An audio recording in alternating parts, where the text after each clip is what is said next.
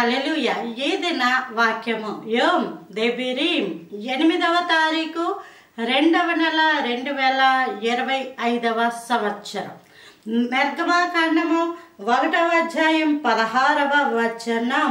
మీరు హెబ్రీ స్త్రీలకు మంత్రసాని పని చేయొచ్చు, వారిని కాన్పు పీటల మీద చూచినప్పుడు మగవాడైన ఎడల వాని చంపుడి, ఆడుదైన ఎడల దాని బ్రతికనీయుడి అని వారితోటి చెప్పాను.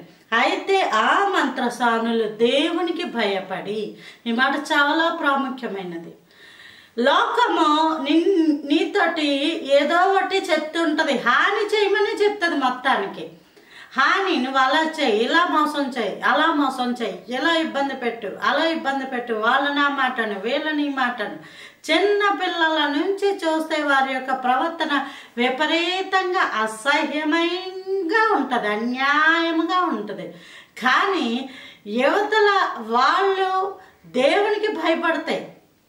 నేను ఇలా చేయకూడదు, నేను ఇలా ప్రవర్తించకూడదు, నేను ఇలాగున మాట్లాడకూడదు, నా జీవితాన్ని నా దేవుడికి అర్పించుకున్నాను కాబట్టి ఇలాంటి పనులు నేను చేయకూడదు అని ఎప్పుడైతే ఆ వ్యక్తి దేవునికి భయపడతారో దేవుడు వాళ్ళకి మేలు చేస్తాడు. కాన్పు పీటల మీద ఉన్నప్పుడు, అంటే మన యొక్క ప్రసవ వేదన సమయంలో డెలివరీ అవుతూ ఉన్నప్పుడు మగపిల్లడైతే అప్పుడే చంపేయండి అని ఫరో రాజు ఇశ్రాయేలీలు హెబ్రీ స్త్రీల గురించి ఫరో యొక్క మంత్రస్వాములకి ఈ మాట చెప్తుంటే వాళ్ళు అలాగే అన్నారంట.